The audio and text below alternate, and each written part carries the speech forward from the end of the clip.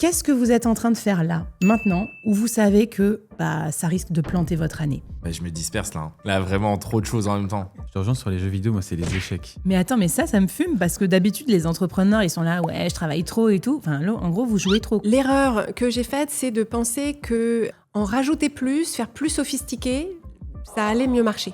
YouTube, c'est mon pire manager toxique, ce bâtard. La grosse erreur que j'ai fait l'année dernière, c'est claquer l'oseille. Mais dans des trucs, tu vois, c'est démentiel. Bitcher sur la France pour vendre des formations en ligne. Ouais, ça me parle. Comme stratégie dans ton business de bitcher sur la France. Qu'est-ce qu'il faut faire pour foirer son année 2026? Vas-y, c'est bon, c'est rien l'échec, genre c'est la base, tu vois. C'est normal, genre c'est normal. Allez, t'es parti, tambour battant sur l'année 2026, en freelance, en solopreneur, et tu crois que tu vas tout cartonner. Spoiler, t'es peut-être en train de tout foirer, de t'auto-saboter, et tu t'en rends même pas compte. Alors aujourd'hui, dans cette émission de Solo Nation, on va te montrer comment on s'auto-sabote tous en tant qu'entrepreneur, et surtout, comment éviter de faire ça en boucle pour ne pas foirer ton année 2026. Allez, si tu veux réussir ton année, reste avec nous pendant 1 heure, ça va envoyer. C'est parti pour Solo Nation, et ça commence maintenant.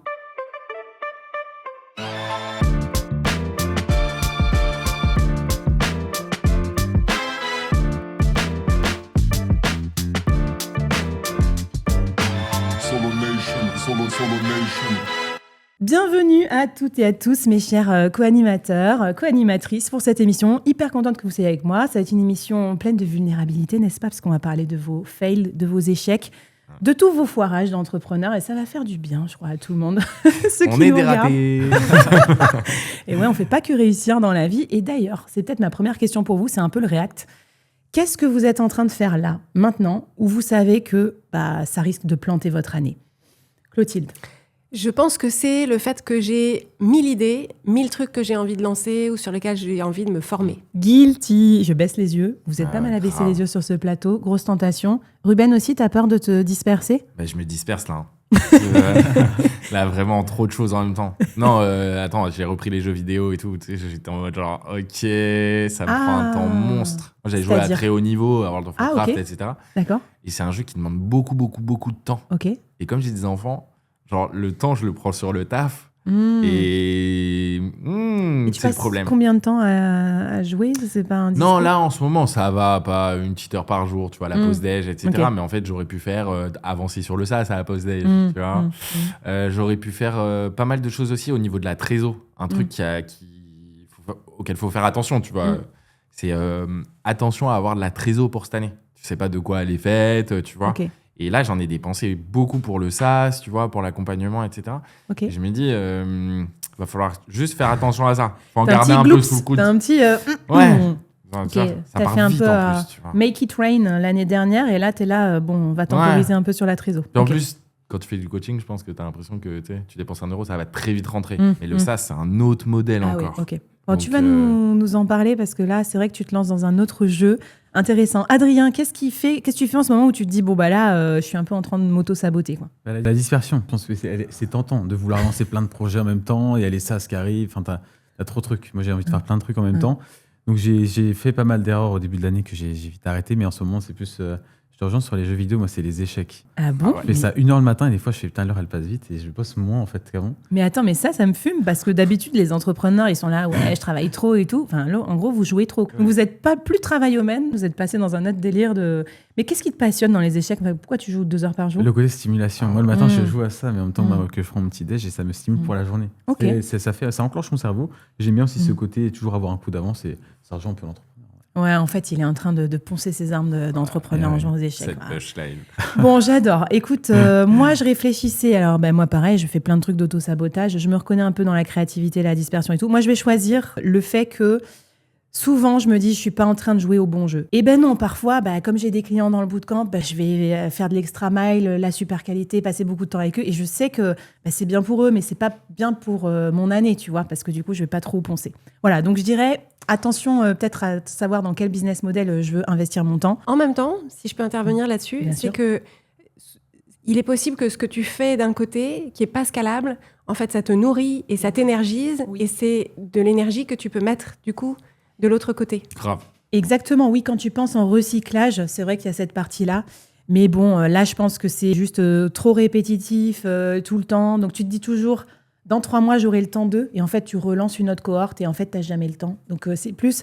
Au départ, ça m'a aidé. C'est en partie productiviser le lancement, les cours et tout. Mais finalement, ça reste de la vente de temps en bout de course. Donc, au début, c'était moins que vendre mon temps en freelance. Mais maintenant, ça me prend un petit peu trop de temps. Donc, je sais que... En tout cas, mon instinct, mon petit doigt me dit, tu devrais bosser sur d'autres choses aussi. Racontez-nous d'ailleurs sur quoi vous êtes en train de bosser et est-ce que vous êtes en train de vous auto-saboter là, présentement. On veut tout savoir de vos vilains petits défauts et comme ça, vous allez voir, vous aider à les détricoter et puis aussi à aller de l'avant pour réussir cette année. On va jouer au bingo. Voilà, bingo.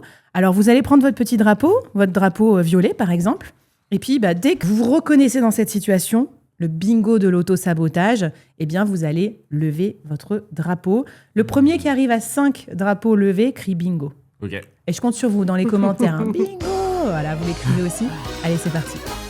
Alors, le bingo de l'auto-sabotage, je vous donne des situations, ça va être un jeu de rapidité, let's go. J'attends d'être vraiment prêt avant de me lancer. Ok. Ruben, pourquoi? Mais le SaaS. Mais c'est quoi ce truc de l'enfer?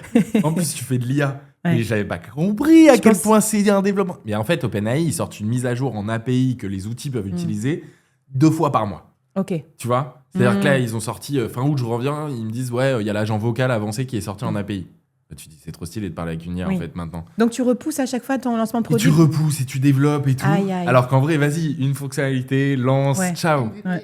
Oh là là, c'est l'enfer. Ah ouais. Moi, j'ai levé le drapeau parce que je trouve que c'est un gros sujet, le perfectionnisme. Je le vois énormément chez mes alumni.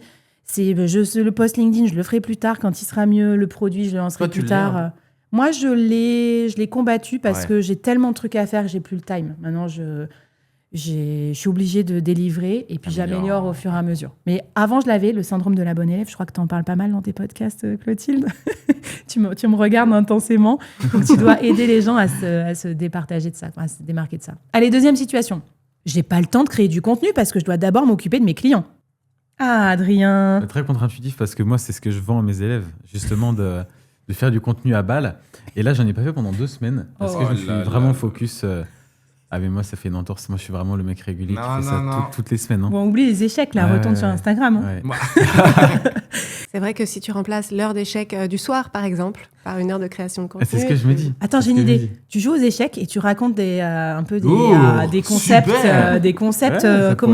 sur ton business. Ouais. Il y a un potentiel. Un TikTok.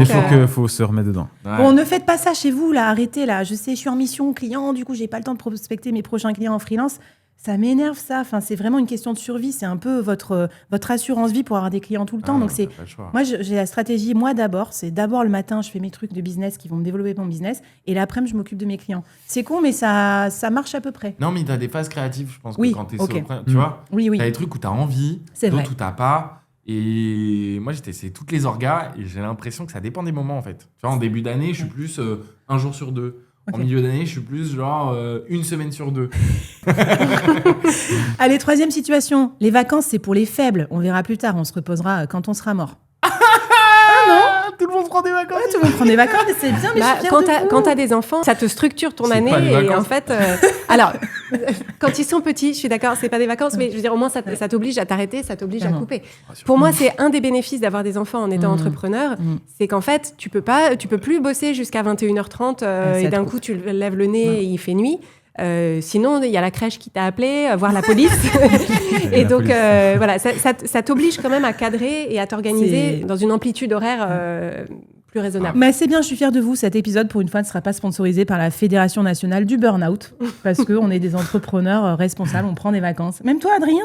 Bah moi, c'est avant, je pense. Enfin, c'est pour ça que c'était à moitié levé, un petit peu levé le Parce que drapeau. c'est parti à Bali il y a pas longtemps, mais sinon. Ouais, il y a encore, un an, je pensais comme ça.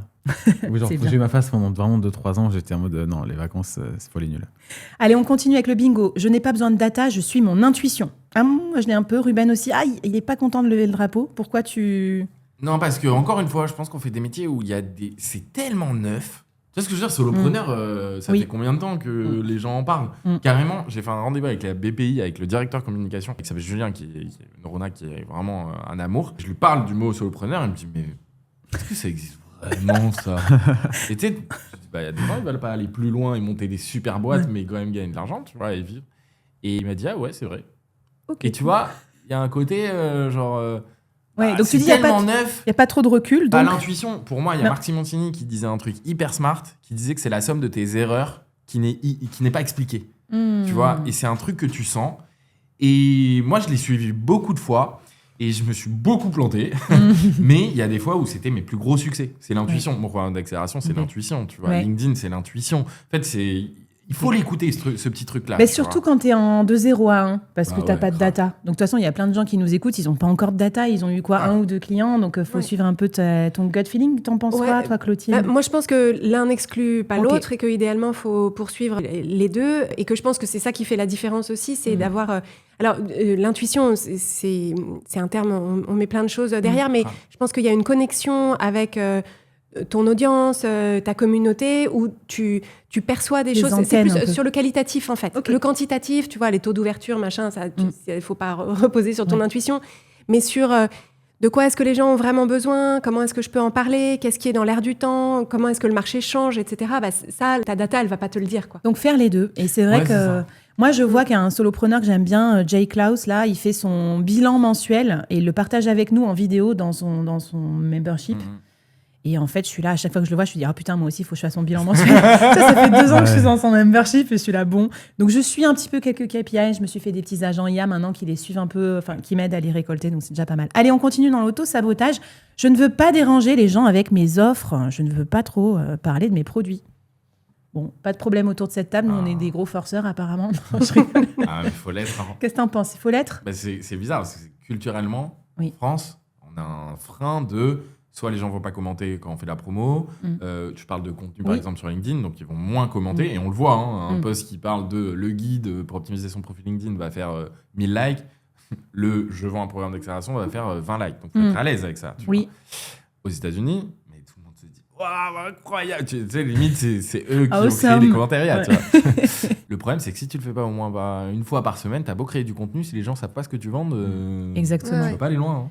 Et puis, je crois que les gens ne se rendent pas compte. Moi, dans mes programmes, ils me disent j'ai parlé une fois de mon bootcamp, ça se vend pas. Exactement. Je dis mais t'es une fois. Ouf. Mais il faut que les gens passent 7 ou 10 fois, je crois, devant ton offre. 7 heures à passer avec toi. 7 heures passées avec toi. Bon, voilà, là, ça va remettre les pendules à l'heure de tout le monde. Donc, n'ayez pas peur si vous êtes là-dedans. Vous pouvez parler plus et je pense aussi que quand tu es convaincu que ce que tu proposes aide vraiment, alors pas forcément tout le monde, mais une typologie de personnes, que vraiment tu résous un problème qui est douloureux, urgent et reconnu, en fait tu te dis, ok, si les gens sont pas concernés, évidemment ça les intéresse pas, mais les personnes qui sont concernées sont bien contentes d'apprendre qu'il y a une solution et de savoir en quoi ça consiste. Moi j'aime bien quand on me vend des trucs dont j'ai besoin et qu'on me fait valoir aussi ce qui est possible pour moi avec une offre, quelle qu'elle soit. Allez, on continue, on est presque au bout. J'ai plein de priorités, mais ça va, je peux tout mener de front. Allez, là, j'ai un bingo de table. Bon, là, on en a parlé de l'éparpillement. Je vais pas épiloguer. On va peut-être continuer avec une deuxième question. Je délègue pas parce que je suis le seul ou la seule à bien connaître mon business. Et là, on a le bingo du côté de chez Ruben. Ça y est, ça fait 5. 4. Ça fait pas 5 ? Ah, ça fait 5, je crois. Ça fait 5. Alors. Je suis un enfer, du coup. C'est bien, tu participes, tu vas pouvoir écouter les conseils. C'est compliqué, hein.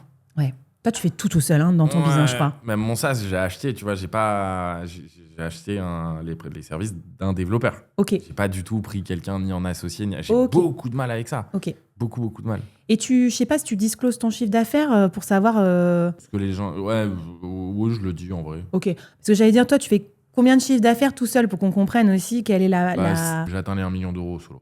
Voilà, bon du coup, tu as la matière pour déléguer en fait amplement en termes de chiffre d'affaires. Déjà, bravo. Ouais, bien sûr. Sans donc là, on voit qu'il y a quand même un petit sujet, perte de contrôle ou je sais pas trop.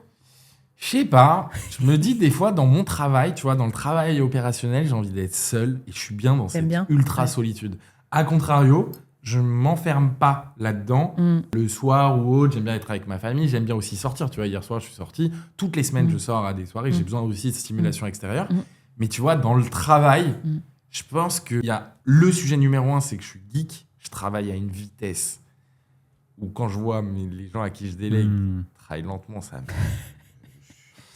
Toi aussi, ça te tend, ça, Adrien. Mais tu vois, c'est comme si on ferait de la cuisine ensemble. Tu vois ce que je veux dire? Je serais là en mode, bah quoi? Tu vois, cet ado de 15 ans, là, tu dis, va t'habiller. Genre, il dit, vas-y, ça fait 1 heure, j'attends. Il fait quoi, en fait? Tu vois?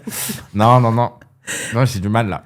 Bon, je pense qu'on va avoir besoin de tes lumières tout à l'heure aussi, Clotilde, tu vas nous aider. Bon, bref, là, ça y est, on a fini le bingo. Bah, nous, on a Ruben à notre table qui a coché le bingo. Attends, moi, je suis pas loin. Je suis pas loin.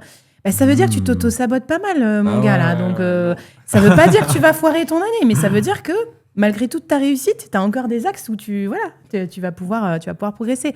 Racontez-nous ce que ça vous a ouvert comme petite lumière aussi, parce que j'aimerais bien savoir un petit peu ce qui vous freine aussi dans votre développement. Et d'ailleurs, avec toutes les techniques qu'on va aborder pendant cet épisode, avec nos 4 cerveaux, on vous a fait une checklist, un petit peu les 100 trucs qu'il faut faire pour pas foirer son année en freelance, en solopreneur.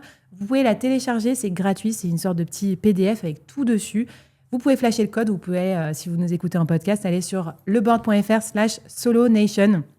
Et donc voilà, c'est gratuit, il y a tous nos tips réunis de tout ce qu'on a préparé pour l'émission.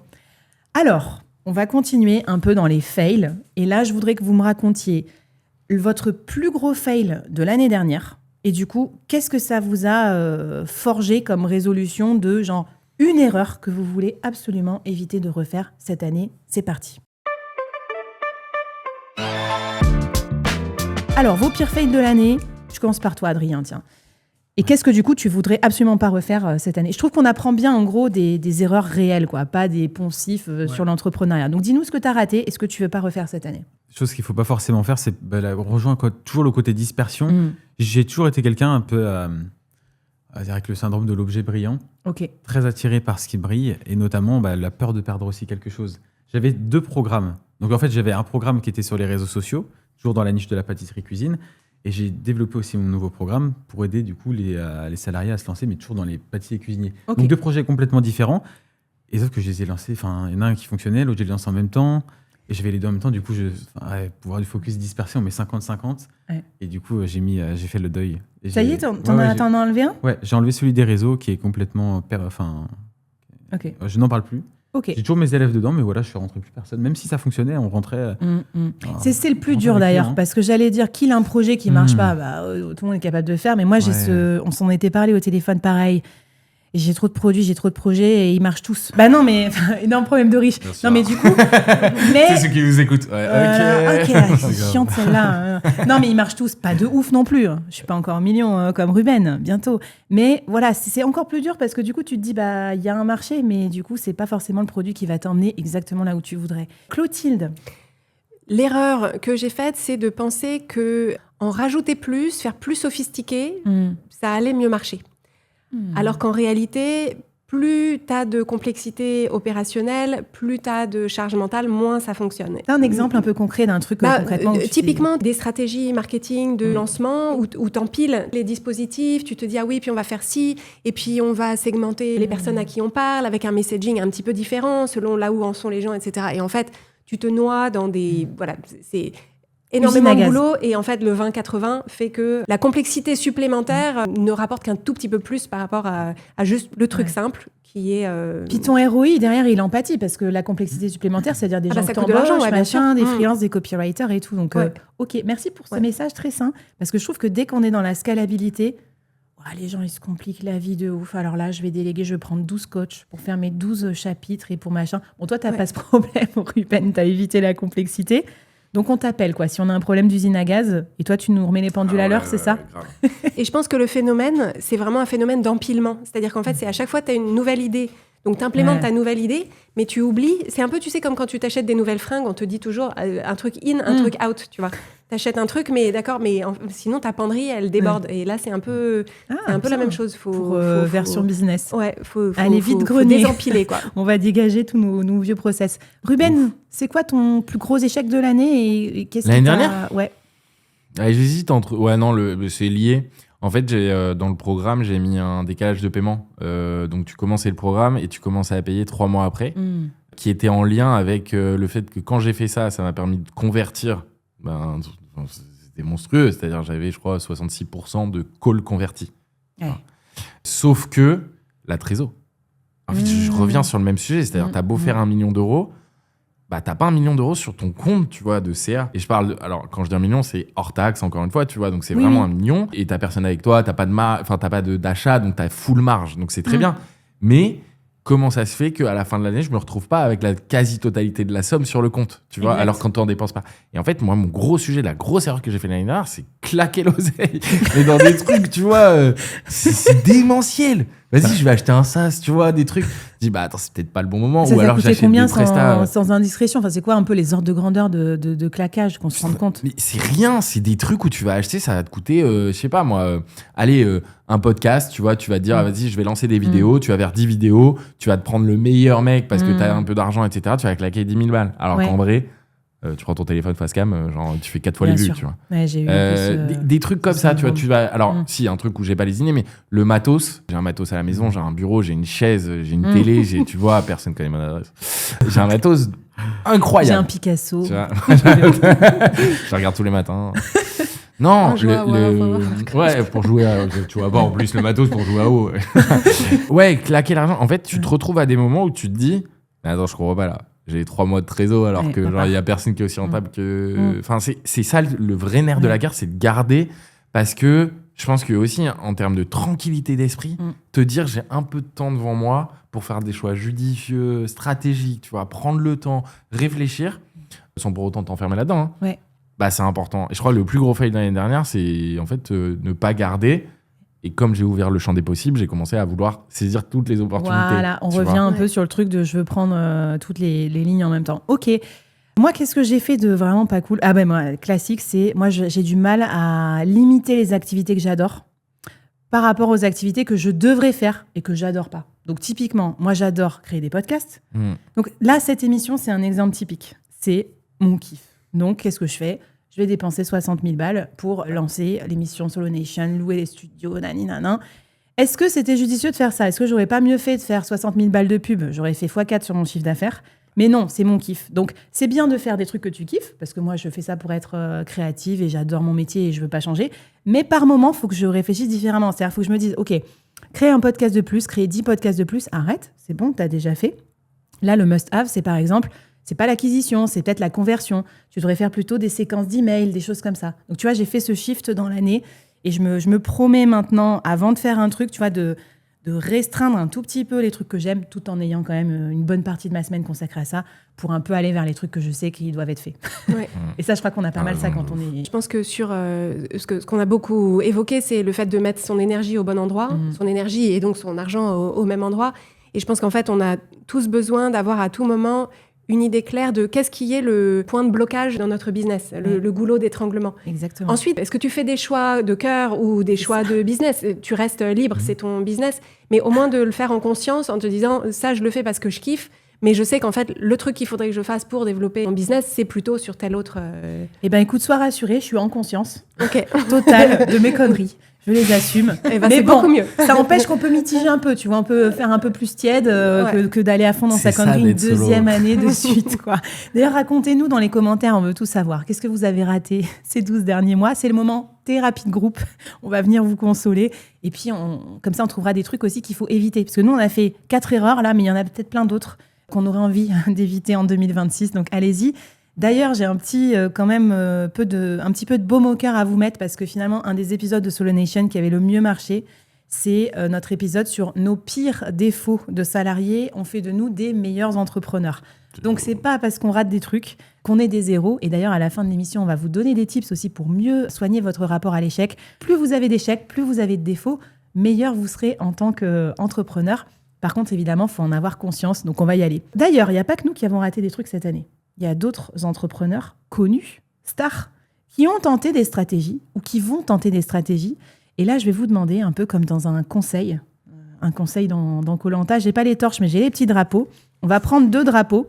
On va dire jaune, c'est gold, donc go, ça passe, c'est une bonne stratégie. Noir, ça passe, ça casse, donc c'est pas une bonne stratégie. Et là, on va noter les stratégies des plus grands entrepreneurs pour voir s'ils prennent la bonne direction ou si au contraire, on pense qu'ils vont foirer leur année 2026 à cause de ça. Allez, c'est parti. Alors, le jeu, ça passe ou ça casse. Je vais vous donner des situations, d'accord, Et vous allez noter la stratégie. Et puis après, je vais vous raconter quel entrepreneur utilise cette stratégie et d'où ça vient un petit peu. D'accord ? Comme ça, on ne vous accusera pas de tracher sur tel ou tel entrepreneur. Ouais. Vous allez d'abord juger la stratégie, pas la personne. Ouais, ça passe. Franchement, ça passe tout le temps. Vous n'avez pas le droit de dire ça passe à tout. Voilà, vous pouvez être mitigé, vous pouvez lever les 2 drapeaux, on y va. Première stratégie, travailler 72 heures par semaine pour réussir. Donc 72 heures, ça fait de 9h du matin à 9h du soir, 6 jours par semaine. Alors, voilà, une majorité de non. Adrien t'a dit, ouais, ça passe. Ouais, ça passe. Moi, je l'ai fait pendant... c'est ça, moi, quand tu kiffes ce que tu fais, tu vois pas le temps passer. Alors, attention, parce qu'on peut vite brasser de l'air. Moi, j'ai brassé de l'air. Voilà.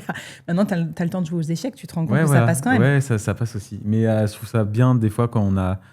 si on a le temps, l'énergie pour, et qu'on a tout le temps pour bosser dessus, et qu'on a envie, bah, let's go, en fait. Faut pas se freiner. Moi, je pense que ça dépend du stade de ton business. Je pense qu'au démarrage, il y a un peu pas le choix, si tu veux prendre de l'avance sur les autres. Mais qu'il faut savoir que ça ne peut pas durer longtemps, ça va coûter cher. Moi, je trouve que je suis bien meilleure depuis que je travaille moins. Franchement, mais c'est sûr qu'en fait, on brasse de l'air à fond. Et je me suis encore dit ça parce que là, il y avait des bonnes conditions. Je suis allée surfer plusieurs lundis d'affilée. Let's go. Et du coup, j'étais là, ça passe encore en 4 jours. Du coup, je me dis presque limite, si je devais bosser que 3 jours, qu'est-ce que je ferais de plus important ? Et je suis sûre que pour revenir à mon truc d'avant, là, je ferais les must-have. J'aurais pas le temps de faire les petits pignolages nice to have. Ruben ? Non, je pense que alors déjà, ça s'alterne. Il y a des moments où tu vas beaucoup plus bosser que d'autres. Ça, il n'y a pas de débat. Mais je pense aussi que, tu vois, on a tous une petite application de notes où on note plein de trucs par rapport à notre business et que ça arrive que quand tu es dans des moments où tu as l'esprit un peu libre, où tu fais pas grand-chose, etc. Et tu n'utilises pas cette pensée au moment où tu l'as. Ouais. Probablement, tu relis tes notes plus tard, tu vois. Et donc, je pense que dans ce sens-là, en vrai, travailler trop, c'est pas forcément... Et encore une fois, on est solopreneur. Pour la quasi-totalité des gens, être solopreneur, c'est scale un business de plus ou moins freelance. Pour scaler tout seul, il faut créer du contenu. Franchement, c'est une des clés. Et pour créer du contenu, si tu réfléchis pas, tu vois, tous les jours, tu prends des situations qui te font penser, c'est compliqué. Si tu es toujours dans le travail, tu le vois dans ton contenu, il n'est pas créatif, tu vois.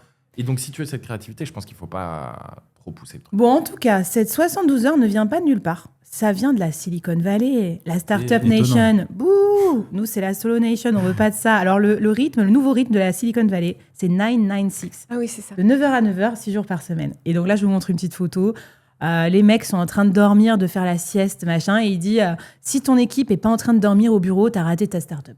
Ta startup est déjà morte. Ouais. Donc là, on est sur un niveau de hustling qui est phénoménal. Et là, c'est tous les founders, en fait, notamment IA, qui ont vraiment cette impression de FOMO, de si je développe pas le truc maintenant, la semaine prochaine, il y a OpenAI qui va faire un nouveau truc et tout. Voilà, donc c'est des malades. Mais je pense qu'en freelance solopreneur, on a un petit peu plus le temps. Quoi. Deuxième stratégie. Lancer un soft drink pour diversifier ses revenus d'infopreneur ou de créateur de contenu. Ruben, c'est le seul à valider. Je te jure que j'y ai pensé. Ça a l'air chambé. On crée un pour toi, en fait. Non, mais je sais pas, il y a un côté brand où, vas-y, il faut s'amuser un peu, tu vois. Ouais, j'avoue. Tu vois ce que je veux dire ? Moi, j'ai atteint un niveau où je me dis à un moment donné, bon, vas-y, c'est mécanique le truc. On répète. Viens, on se fait kiffer. Non, ça te fait voir des trucs. Lancer une boisson, déjà, c'est du physique. Hein. Ton métier, c'est pas la boisson. Hein. Oui. C'est vraiment la supply, tu vois. Bah ouais. Oui. Où est-ce que tu vas le vendre ? Comment ? L'esprit que tu mets derrière. Il y a une force de brand de fou. Tu regardes toutes les meilleures boissons, c'est de la brand, tu vois. C'est ça. Et t'as des nouvelles expériences. Je pense qu'en tant que, tu vois, entrepreneur, solopreneur indépendant. Pour diversifier tes expériences. Et alors, la question, c'est qui est-ce qui s'occupe du premier business ? Oui. Parce que c'est un nouveau business. Donc, on sait quand même qu'un temps plein pour un business, c'est pas mal. Donc, quand tu es tout seul sur ton business, ça peut être vite compliqué. Ouais, exactement. On parlait de dispersion. Ouais. Je prends des boîtes qui s'occupent de tout. Eh ben, peut-être. En tout cas, évidemment, vous avez suivi Squeezie qui lance sa marque de kombucha, Ciao. Et puis là, je vous affiche Margot Cunego, qui est un peu une infopreneur, on va dire. Boost en bise et tout. Elle est là avec sa petite canette, Kera. Elle a lancé son energy drink à destination des femmes. Et donc, du coup, elle est tous dans ce délire. Alors, je crois qu'elle lance tout la même année. On verra si on la réinvite l'année prochaine, si ça passe, parce qu'elle lance son drinks, son sas, son truc IA et je sais pas quoi d'autre. Bon, écoute, bonne chance Margot, on est avec toi. Et puis voilà, là ça va grinder. On leur souhaite de réussir. Hein. Exactement. Pour moi, ce serait la pire idée. Mais... Et moi, en tout cas, c'est pas du tout mon délire de business model justement. Je bois aucun soft drink. Donc ouais. Tu peux lancer de l'eau. De l'eau change ma vie. Mais complètement. pétillante. Ah ouais. Voilà, c'est hyper bien. Mais ça y est, on t'a trouvé un business. Alors, lancer un SaaS, bonne ou mauvaise idée? Ruben, c'est pas contre toi, mais moi, je vais plutôt mettre le drapeau noir. Non, vas-y. Tu peux pas. Ok, non, c'est Adrien, bonne idée, pourquoi? Moi, je m'y intéresse de plus en plus. Je trouve ça trop intéressant aussi d'avoir quelque chose qui tourne en automatique. Alors forcément, derrière, il y a pas mal de taf et d'investissement. Mais ça change toujours. Tel le coaching, d'aller accompagner des personnes. Je trouve que ça fait un petit pareil, un side business qui est assez intéressant. Mais toujours l'énergie. J'essaie de regarder comment on fait, j'essaie de m'intéresser. Entre tout ce qu'on a à faire, entre jouer aux échecs. Surtout entre travail et ça, c'est un peu compliqué niveau temps. Donc tu l'as dans ton périmètre de scalabilité. C'est vrai que c'est le produit le plus scalable par excellence, le SaaS, mais pas pour tout de suite. Clotilde Alors, moi, j'y réfléchis pas trop pour moi, mais je pense que c'est une très bonne façon de compléter son offre. Si le SaaS qu'on développe, on en devient le premier client, en fait. C'est-à-dire que si c'est une brique de plus pour répondre aux mêmes besoins du même persona, c'est super. Dans ton écosystème d'offres. Dans ton écosystème. Ouais. Si c'est juste un truc complètement différent, juste parce que tu as une nouvelle idée de business sur un autre marché avec une autre audience et tout, je fais... Ruben, toi qui vis ça, tu as quand même levé les deux drapeaux parce que tu n'es pas encore au bout, tu es dans le... C'est un nouveau métier, en fait. Voilà, ok. Tu vois Je pense que déjà sur la création de contenu, associée à la création de contenu, j'affiche ton SaaS à l'écran là quand même. Craft your post, évidemment. Je suis allée le voir. Très belle couleur d'ailleurs, le violet. Merci beaucoup. C'est une agence Létantine qui a fait ça, très sympathique. Pardon, mais c'est exactement les couleurs de nos drapeaux. Attention à la prochaine émission. Alors il y a Antoine BM aussi qui lance son SaaS. D'accord, il raconte ça sur sa chaîne YouTube et tout. Je vous invite à aller regarder, c'est assez cool. Et c'est vrai que c'est un métier complètement différent. Moi, j'ai levé le drapeau noir parce que les SaaS sont pas mal chahutés avec l'arrivée des IA. Donc, je ne vais pas dire que ce n'est pas le meilleur moment pour lancer un SaaS. En tout cas, pour lancer un SaaS payant à 30 balles par mois, il va falloir réfléchir au business model. Peut-être plutôt l'inclure dans une offre high ticket.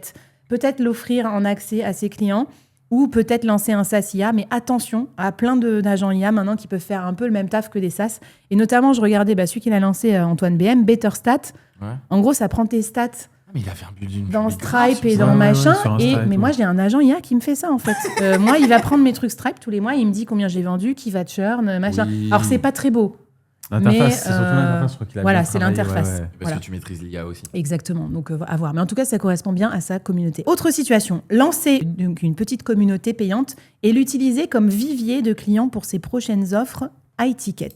Nous, on est plutôt chaud. Moi, je suis un peu biaisée parce que je sais qui c'est. Ruben, pourquoi tu dis mixed feelings sur ça ? Pas forcément... Enfin, si le but, c'est de vendre des offres, tu vois, d'upsell, ça, dans certains cas, c'est quand même... Enfin, non, dans la majorité des cas, c'est un peu plus compliqué. Mais dans l'idée d'avoir une communauté, par contre, je trouve que c'est un business comme le SaaS, comme la formation en ligne pour des créateurs de contenu qui va accompagner la croissance des abonnés, qui va accompagner, tu vois, qui est scalable, quoi. D'accord, mais je confirme. Alors, la communauté, un gros big up, c'est Aline, The Big Boost, qui est dans notre team. Donc, forcément, Aline, cœur sur toi. Cœur sur Vibe, ta communauté, à 5 € par mois. Et en fait, la stratégie, c'est d'avoir déjà un premier niveau de paywall pour qu'après, les gens s'intéressent. Après, je te rejoins. Moi, finalement, j'ai remarqué que c'est plus difficile d'upseller des gens d'une communauté self-service vers un bootcamp high ticket que l'inverse.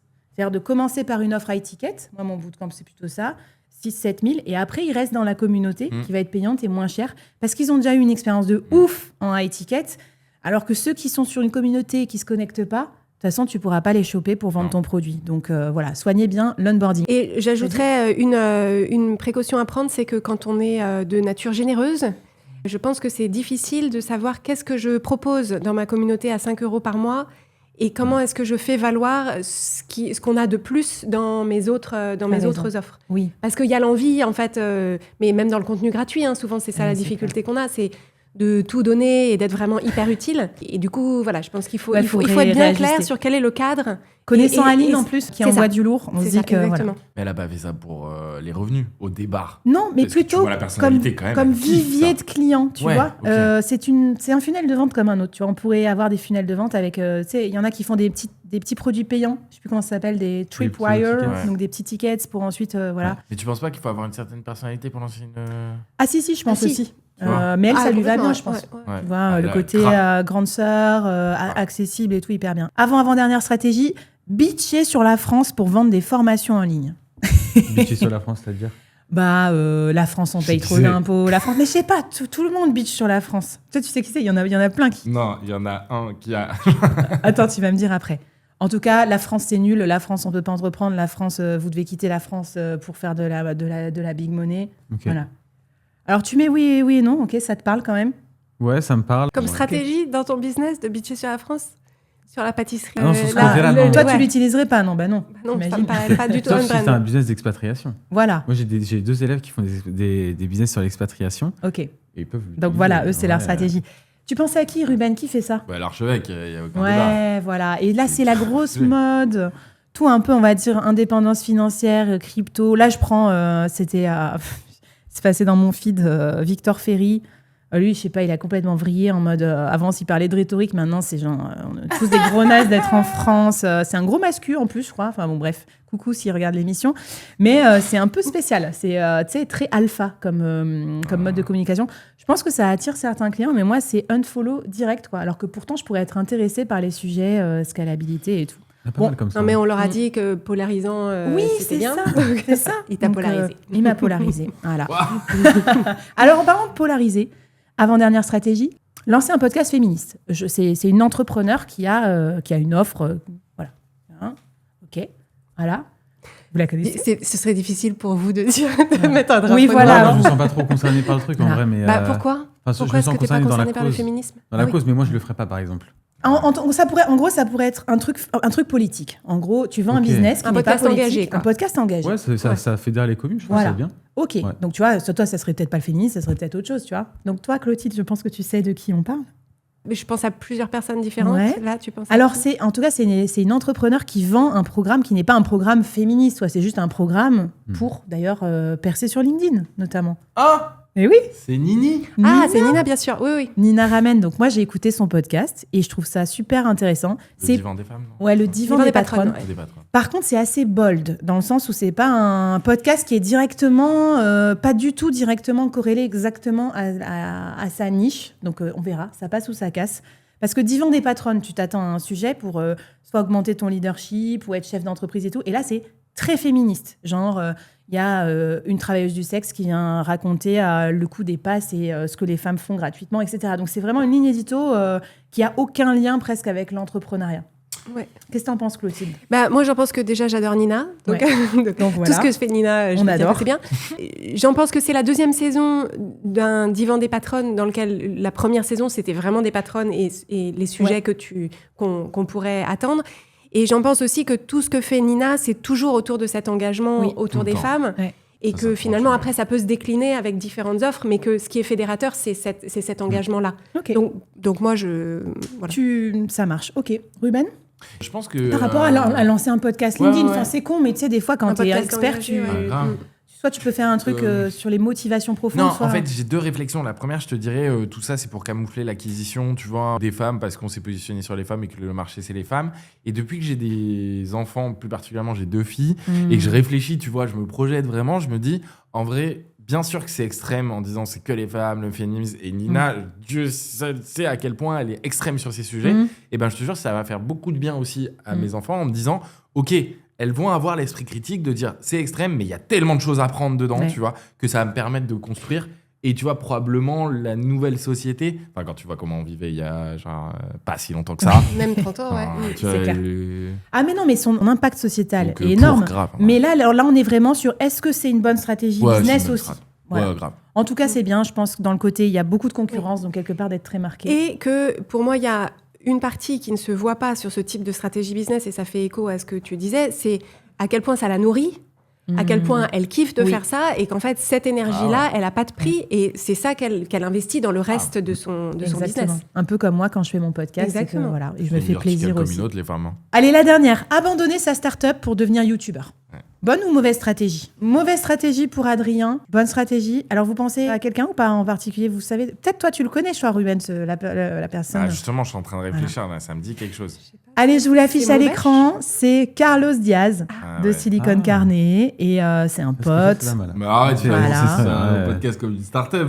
Exactement. Et en fait, ce que je veux vous dire, c'est que déjà, sa start-up, on t'en lance des biens, il en a revendu une, mais l'autre qu'il avait lancé, ça n'avait Ouais. pas marché. Donc, à un moment, Mhm. les start-up ne sont pas toutes successful. Des fois, il Non. faut savoir s'en débarrasser aussi. Et par contre, il cartonne en tant que youtubeur. Il a fait un travail énorme. Là, je vous affiche ses vues. Et ses revenus estimés juste en ads, mais après, il a du sponsoring, du machin et C'est tout. quoi les Et revenus estimés? là, on est à $3 000 à peu près par mois en ads. Mais il a fait plus de 2 millions de vues cumulées depuis qu'il a lancé son channel l'année Ultra dernière. exponentiel. Exactement. Donc voilà, petit big up à tous les podcasteurs audio qui vont faire le mix vers la vidéo. On se souhaite le même succès que Carlos, n'est-ce pas? Lui, il me motive, il me montre les résultats incrémentaux, il me dit vas-y, continue avec Solo Nation. C'est juste attention à la santé mentale, parce qu'en fait, c'est des business qui sont ultra volatiles et que en fait, tu construis sur des sables mouvants. Alors, je dis pas que les startups, c'est pas plus volatile, mais que c'est pas des business qui sont nécessairement récurrents et que quelqu'un qui perce, un changement d'algo. Exactement ce que tu as dit. Il m'a dit YouTube, c'est mon pire manager toxique, ce bâtard. Parce que, en fait, YouTube, dès que ça marche, il te met allez, vas-y, produis plus. Et là, il a doublé son rythme d'émission. Il en fait 2 par semaine. Je sais pas si vous imaginez. Chaque tournage, c'est 2 heures et tout. Donc, c'est exactement ce que tu décris. Et s'il s'arrête, il y aura moins de vues. C'est quoi, c'est le festin? Voilà, il a lancé en plus son 3e format, le festin. Off the record, le festin. Non, mais moi, c'est mon podcast. Genre, je pense que dans les 2 premiers que je mets au même niveau, il y a Solo Nation et il y a vraiment...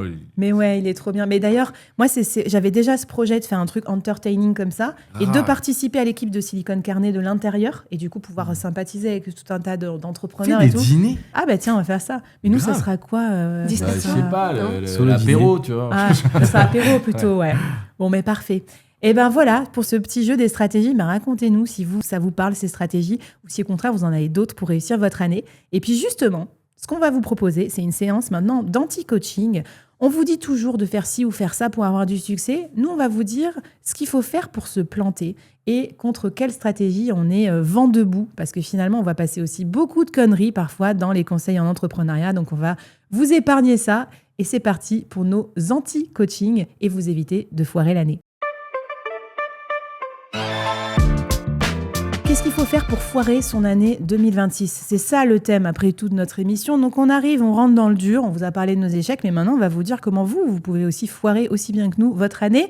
Allez, je vais commencer par toi Clotilde. Toi, tu es la reine du développement personnel. Donc je suis sûre que tu as un très très bon conseil à nous donner pour complètement foirer notre année. Je pense que c'est de vendre de l'information au lieu de vendre la transformation qui va avec l'information. Parce que l'information, maintenant, c'est l'IA te donne toutes les informations dont tu as besoin. Mais ce dont les gens ont vraiment besoin, c'est du passage à l'action, du soutien, de la sécurisation qui fait que les gens en font effectivement quelque chose de l'info. Okay. Puissant, non ? Le short. Clac, c'est dans la boîte, ça part viral. Bien dit. Mais c'est ça, mais on tombe tout le temps dans ce piège, en fait. Enfin, je sais pas, toi, peut-être tous tes élèves aussi doivent être là-dessus, quoi. Comment faire ci, comment faire ça. Là-dessus, je rejoins complètement sur le point-là. Et il faut vraiment qu'ils arrivent à vivre une vraie transformation. Et je trouve qu'il n'y en a pas beaucoup, peut-être dans tous les programmes qui existent, il n'y en a pas beaucoup qui arrivent. Et moi, on m'a conseillé aussi, tu vois, je l'ai vu, en fait, chez d'autres entrepreneurs qui font perte de poids, image de soi et tout. Ils mettent du mindset, donc des coachings, peut-être comme tu fais tes coachs. Ouais. Et ça, je ne l'avais pas anticipé, moi. J'étais très technique. Moi, je suis très cartésienne. Tu fais ça sur ton média, tu lances un newsletter comme ci, comme ça. Et en fait, je me rends compte qu'il y a des blocages plus petits que ça. Peur du regard des autres, peur d'échouer. Partout. Donc maintenant, je vais tout le monde, cette brique. Le comment faire, c'est hyper accessible. C'est est-ce que tu vas effectivement le faire Et c'est de ça que les gens ont besoin. C'est là-dessus qu'ils ont besoin d'aide. Ok. Bon, écoute, merci pour ton anti-conseil. Ne nous remerciez pas si vous êtes en plein là-dedans. Voilà, vous pouvez encore changer de cours de route. Adrien, qu'est-ce qu'on fait pour foirer son année ? Eh bien, on délègue son closing trop vite. Alors, tu peux nous raconter un petit peu ? Précis. Ouais, alors pour nous, ça va surtout parler aux personnes qui vendent peut-être un service via du closing et après une conférence. Donc, le closing, c'est des rendez-vous. On ne peut pas acheter l'offre sur Internet. Oui, exactement. On est obligé de passer par un face-to-face ou un one-one. Et souvent, c'est une tâche qui n'est pas forcément la plus agréable parce qu'on est vraiment confronté à la vente. Surtout que ça nous prend du temps. On ne peut pas prendre plus de 6 ou 7 appels par jour. Puis on a plein d'autres choses à faire. Moi, quand je faisais une conférence, ça me prenait toute ma semaine derrière. Donc, je ne pouvais rien faire d'autre. Je faisais que mes conférences. Et je me suis dit, je vais déléguer le closing. Okay. Sauf que quand on le fait trop rapidement et que derrière, on fait peut-être pas forcément assez de chiffre d'affaires, faut être OK que derrière, quand on délègue, forcément, la délégation... On a des personnes qui ne sont pas aussi investies que nous et qui ne sont pas aussi impliquées et donc aussi en termes de qualité de travail que nous, et ça close moins. Il faut être OK de le faire, il faut l'anticiper. On part sur, quand je sais que c'est moi, je close à 50-60%. Quand tu es la tête de la tête de ton business.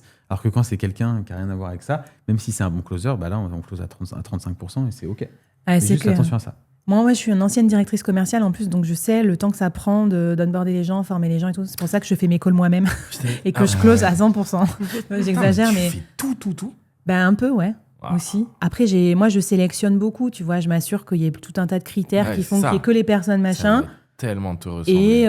Et après, forcément, c'est juste, est-ce que tu es prêt à le faire maintenant ou plus tard? Et est-ce que moi, je suis prête à travailler avec toi aussi? Est-ce que ton business model me parle ou pas?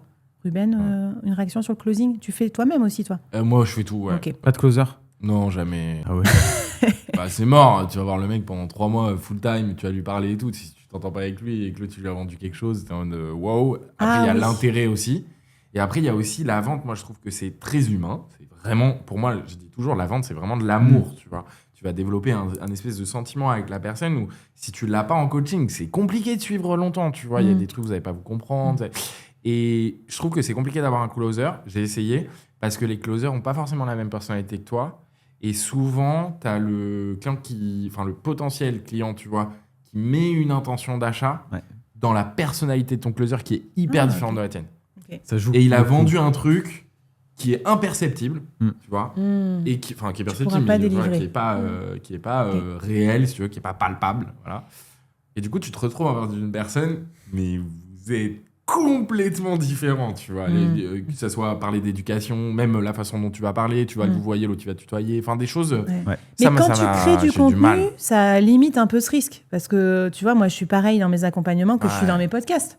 Donc en fait, la personne te connaît déjà, tu vois, donc elle sait un peu comment t'es humaine. Peut-être que qu'il faut que tu crées du contenu encore plus incarné pour que les gens voient vraiment ta vibe, ton rythme et tout, parce que quand on te lit à l'écrit, on devine que t'es comme ça, facétieux et tout ça, mais on n'est pas prêt à la machine à punchline que t'es en fait. Le podcast Bah ouais, podcast. Le podcast, c'est en tout cas, moi, mon expérience avec le podcast Change ma vie, c'est que ça crée un niveau de confiance et presque d'intimité avec les gens qui ne se produit pas du tout à l'écrit. Exactement. Parce qu'on a la signature vocale des gens, c'est très fort. Et notamment dans l'audio, quoi, finalement, parce qu'on est beaucoup dans l'intime, on est en train de faire autre chose, etc. On est dans la vie des gens. Ruben, qu'est-ce qu'on fait pour foirer à tous les coups son année 2026 ? Et moi, je reviens au truc, c'est on garde pas assez de cash en banque.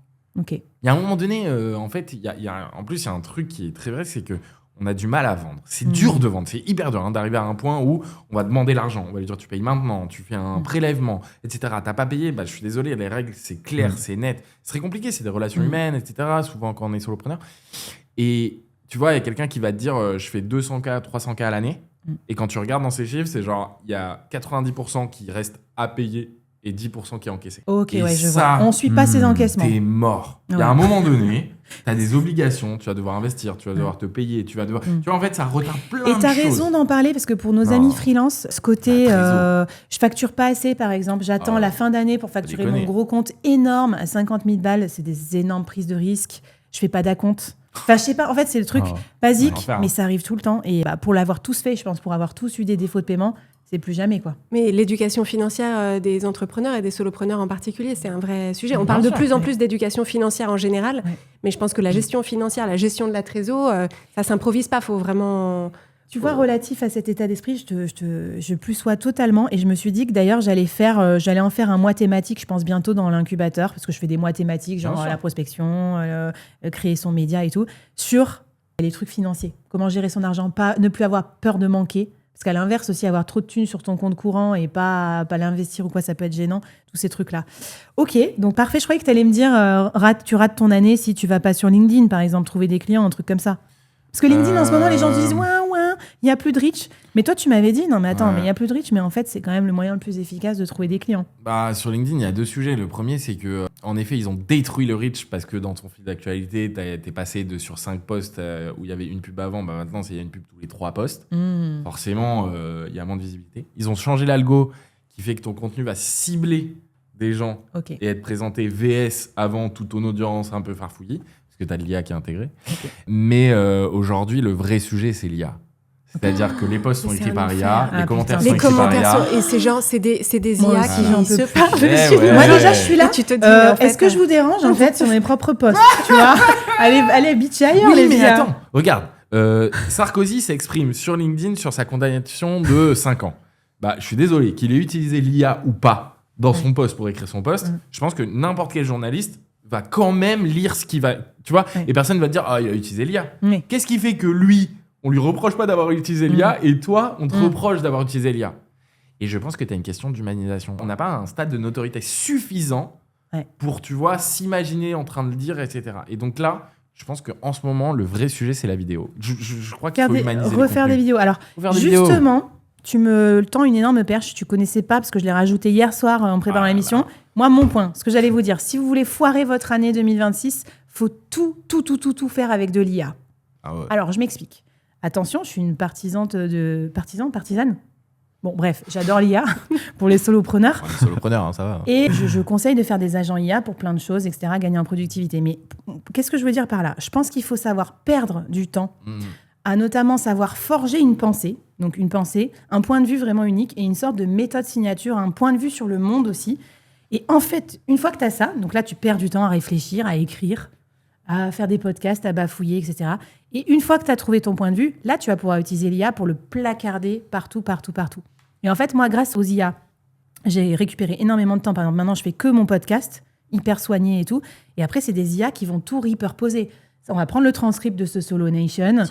Ça va faire les légendes des shorts. Ça va faire la newsletter. Ça va partir. Ouais. Et grâce à ça, j'ai libéré du temps pour écrire une bien meilleure newsletter, pour faire des thèmes de Solo Nation bien plus fouillés, pour lancer ma nouvelle émission. Tu vois. Et je trouve que c'est distinctif parce que moi, je vois trop les IA-preneurs.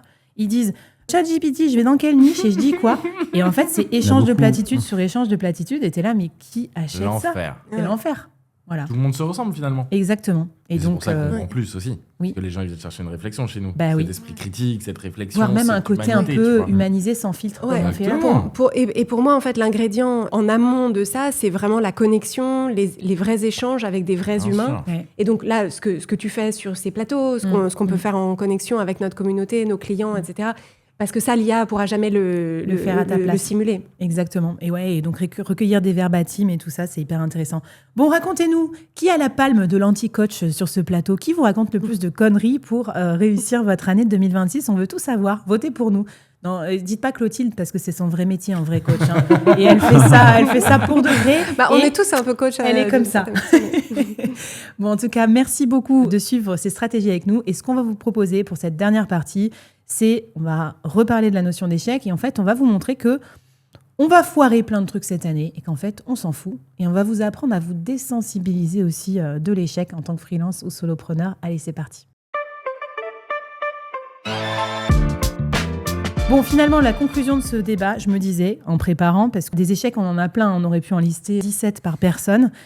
Finalement, j'ai l'impression que vous êtes tous et toutes, et moi aussi, à l'aise avec la notion d'échouer. Donc, pourquoi on fait tout un pataquès de foirer son année, alors qu'en fait, on sait très bien qu'on va foirer plein de trucs dans l'année et qu'on va se rattraper, on va rebondir, on va se relever, en fait, de nos cendres. Alors, qui veut me raconter un petit peu, peut-être, comment vous avez fait pour améliorer votre rapport à l'échec ? Je pense à toi, Clotilde, parce que tu as un de tes épisodes où tu en parles et tu dis c'est à écouter quand vous vivez un échec sportif, amoureux, ce que vous voulez.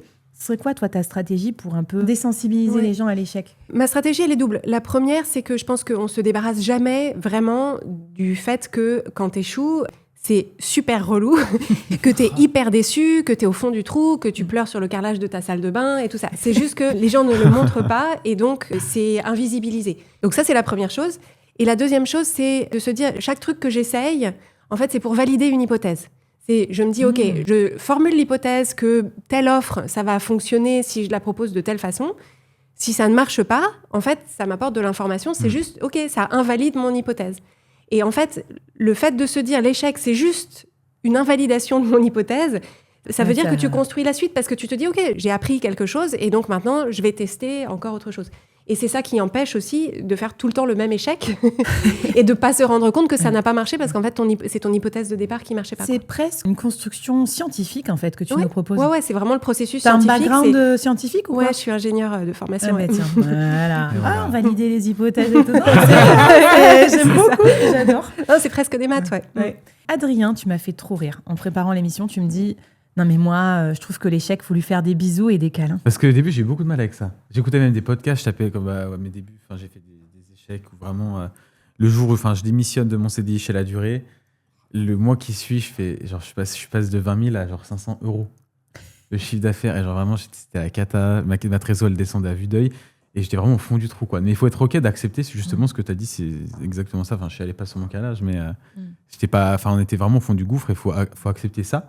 Et justement, pour rebondir, après, on apprend que justement, c'est un petit peu comme si tu avais plein de solutions que tu as essayé, et là, tu en barres une, quoi. Et tu te dis, je ne reviendrai plus jamais là-dessus. Peut-être que tu l'appliqueras différemment parce que tu as appris des choses. Et l'échec, sans l'échec, ça pousse pas à la réflexion. Et justement, ça ne permet pas d'être meilleur. De devenir la meilleure version de toi-même. Ouais. Et l'échec. Oh Tout est lié, les échecs. C'est pour ça parce que attends, les échecs, il faut que tu te fasses prendre le roi, machin, plein de fois et tout, pour apprendre les coups, comprendre comment avoir un coup d'avance et tout. Je fais pas un peu de la petite psychologie de comptoir, là? C'est exactement ça. Ça t'apprend et tu recommences. Ouais. Écoute, moi, je le vois sur ma fille qui a 6 ans, qui vient de rentrer au CP. Elle est trop chou. J'avais beaucoup aimé ce livre de Solène, une de mes alumnies de bootcamp, sur préparer vos enfants aux compétences de demain. Et en fait, elle dit qu'il faut apprendre des compétences clés à ces enfants pour qu'ils soient bien dans la vie, et notamment le growth mindset, c'est-à-dire le fait de, quand on a un échec, rebondir positivement, la résilience. Et ça m'a tellement parlé parce qu'elle peut, je la vois, elle peut un peu se frustrer, s'énerver d'avoir raté. Et j'essaye vraiment de lui transmettre ça et de lui dire, mais attends, mais c'est trop cool, t'as essayé, t'as raté, t'es tombé et tout. C'est OK. Voilà. Je sais pas toi. Et je pense qu'en tant que parent, on peut... Enfin, les enfants apprennent beaucoup en regardant comment est-ce que nous, on gère. On réagit. Wow. Et du coup... Dans les gros mots, les gars. et je pense que expliquer aux enfants, alors quand ils ont l'âge de comprendre, quand on est entrepreneur, de dire, OK, j'ai tenté ça, voilà ce que je voulais faire, ça n'a pas fonctionné, voilà comment je me sens et voilà ce que je vais faire maintenant. Du coup, exactement. Ça leur apprend à quoi ça ressemble la vraie vie aussi, quoi. Et pas faire les super parents, surtout Ruben. Comment tu gères l'échec, toi? Enfin, comment tu Et tu sais que moi, ma fille, pour la rendre propre, du coup, genre, du jour au lendemain, elle a dit vas-y, je mets plus de couches. En mode, OK. Et en fait, il y a des jours où elle ratait. Je disais alors aujourd'hui, on va essayer de rien faire, tu vois, d'être propre et tout. De dire. Et elle ratait, je dis on a raté aujourd'hui. C'est pas grave, demain, on recommence. Et demain, et tu vois. Arrête, les gars, franchement, l'échec. On en parle depuis des dizaines d'années, centaines d'années, ça fait 400 000 ans qu'on est là, tout le monde rate tout le temps, tous les tu vois, Xavier Niel, il répète le truc en plus, là, en ce moment, c'est dans son livre. Vas-y, c'est bon, c'est rien l'échec, genre, c'est la base, tu vois. On te le dit tout le temps, il n'y a pas d'échec dans la vie, soit j'apprends, soit je réussis. Vas-y, c'est bon, on arrête d'en parler, c'est normal, genre, c'est normal. Toi, il n'y a aucun sujet. Apaisé. C'est aucun sujet, c'est pas le bout du process. Le bout du process, c'est la réussite. Donc, en fait, tu vas échouer jusqu'à réussir. Point. Il n'y a pas d'autre chemin. Et après, il y a des fois, quand on échoue trop sur le même sujet, etc., il faut aussi avoir cette réflexion de se dire, OK, il y a peut-être un truc que je n'ai pas vu. Il ne faut pas répéter la même expérience avec les mêmes paramètres. Et se faire accompagner, comme dans un jeu, en fait, un peu, tu vois. Ouais, c'est ça, exactement. Mais moi, je pense que le truc principal, c'est est-ce que j'ai honte d'avoir échoué ? Ou est-ce que, comme tu dis, tu vois, je me dis, en fait, c'est juste, tu sais, se détacher du truc. Parce qu'en fait, je pense que ce qui bloque beaucoup d'entrepreneurs, c'est de se dire, si j'ai échoué, ça veut dire quelque chose. Alors, déjà, on me voit échouer. Et ça veut dire que je suis pas faite pour ça, ça veut dire que je suis nulle, ça veut dire que je m'y suis pas. Et tout le monde réussit autour de moi, alors que moi, c'est. Voilà. Les gens qui réussissent, c'est chiant. Alors, ça, déjà, c'est sûr. Et donc, si vous regardez Solo Nation, on est là pour vous donner des tips, parce que si on est un petit peu plus avancé, mais on est là aussi pour vous raconter toutes les conneries qu'on fait. Donc, c'est vraiment pas l'esprit. Et ce que tu dis m'intéresse beaucoup sur la honte. Et moi, comment j'ai conjuré ce côté très bon élève. Moi, j'étais vraiment people pleaser, bon élève, employé modèle et regard des autres, genre plus. Donc, j'ai vraiment eu du mal. Moi, c'est le build in public. Donc, en gros, quand j'avais reçu Johan Lopez sur mon podcast, que j'adore, je me suis dit, putain, mais moi, c'est trop ma vibe. Je vais raconter en public ce que je fais. Et pourquoi ça m'a désensibilisée, c'est qu'en fait, je dis aux gens, bon, voilà, je lance ça. Alors, attention, c'est à moitié prêt. On va voir si ça marche et tout. Les gens sont trop sympas, ils sont supportifs parce que du coup, c'est pas le truc parfait. Regardez mon produit parfait. Ils me remontent mes coquilles sur ma page de vente. Attends, Flav, là, t'as répété 3 fois le mot. Là, ça doit que c'est un copier-coller d'un autre truc et tout. Donc, ils font mes mini-correcteurs. Et je sais pas, je trouve que je suis un peu vulnérable. Je dis, moi, je suis solopreneur, je fais ce que je peux. Tout n'est pas parfait. Et du coup, ça me donne une tolérance, en fait, des gens bien supérieure. Ou même si le truc, il est à moitié lancé, pas super bien fait, ils sont tolérants. Ils se sentent investis aussi du truc. En fait, c'est un peu comme quand tu regardes un film où l'anti-héros, ou en tout cas le héros qui n'est pas le super-héros au début, t'as envie qu'il réussisse, t'es derrière lui, tu te sens investi de son destin. Et donc, c'est chouette. Et voilà, donc j'assume plus. Ouais, c'est chiant. Rarement dans ton histoire, c'est rarement juste la réussite. Ouais, j'ai fait ça et puis j'ai réussi. Ouais, Ah non, tellement stylé. Tu vois, j'ai joué, après j'ai recommencé, après j'ai fait ça. T'as raison. Tu vois, donc ça crée de l'histoire. Les gens qui réussissent, vas-y. Oui, mais ça, je pense que c'est quand t'as réussi que t'es capable d'aller chercher tes échecs d'avant et que du coup, au final, comme tu sais que t'as la happy end, tu vas réussir. C'est plus facile. Alors que quand t'es encore dans l'échec et que t'as pas eu la réussite au bout, tu vois ce que je veux dire, tu sais pas si ton programme il va marcher, si ta nouvelle offre elle va marcher. C'est là que les gens ils sont dans le doute. Est-ce que l'échec n'est-elle pas une réussite? Ouais. Bon, vous nous raconterez quel est votre rapport très philosophique. En tout cas, je vous remets le lien de l'épisode avec Johan. Sur notre thème, c'était le building public. Ouais. Qu'est-ce qu'on montre et qu'est-ce qu'on cache? Parce qu'attention, vous n'allez pas non plus aller sur LinkedIn en disant « J'ai tout raté dans mon année, je suis qu'un gros naze et d'ailleurs j'ai besoin de mission client ». Il faut le faire avec une certaine forme de discernement pour montrer les trucs qui vont quand même vendre. Voilà. Non, c'est un ayatollah des chiffres aussi, Johan. Non, il fait son bilan, genre combien de pages j'ai fait et tout. Voilà. Oui, mais il le fait quand même bien et il se minimise jamais. C'est pas non plus le building public où je me fais un selfie de moi en train de pleurer sur le sol de ma salle de bain. Plus bas que terre, parce que ça, on l'a vu aussi, les selfies larmoyants, donc on conseille pas forcément. On veut des noms. On veut des noms. Regardez l'émission, on donne des noms. Bon, en tout cas, on a parlé de foirage, on a parlé d'échecs. On va quand même vous aider à gagner de l'argent. C'est le principe de chaque émission Solo Nation. C'est quand même du concret pour vous aider à vous lancer en freelance, en solopreneur. Donc, c'est parti pour la rubrique Qui veut du CA. Alors, dans Qui veut du CA, à chaque émission, je demande à mes chers invités de me trouver une idée de business qui va nous permettre de gagner de l'argent. Mais là, comme on est dans le thème de l'échec, je n'ai pas pu résister. Je vous donne une contrainte supplémentaire. Je vais vous demander de me dire quel business il ne faut absolument pas lancer si on veut gagner de l'argent facilement et agréablement en tant que solopreneur cette année. Alors, vous avez les choix parmi tous les business que vous avez vus qui vous semblent foireux. Qu'est-ce que, d'après vous, faut surtout pas lancer? Qu'est-ce qui n'est pas trend, qui est en fin de trend? Qu'est-ce qui va se faire disrupter par l'IA peut-être? Quels réseaux sociaux sont en down? Voilà. Qu'est-ce que vous feriez pas? Qui veut commencer? Qui a une idée? Adrien? Ouais, moi, vraiment pour foirer l'année, je me nicherais déjà sur une niche où tout le monde est dessus, genre la niche de la perte de poids. Je me nicherais pas du tout au niveau de l'avatar. Je m'adresserais à tout le monde. Genre vraiment toute tranche d'âge, homme, femme, tout le monde. Et je suis sûr comme ça, je ferais zéro.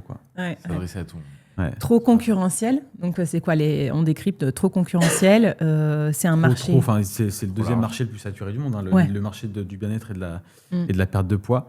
Donc, c'est déjà saturé là-dessus. Tu te niches pas, donc tu n'as pas d'avatar vraiment précis. Donc, tu parles à personne, en fait. Tout est nickel pour pas faire de chiffres.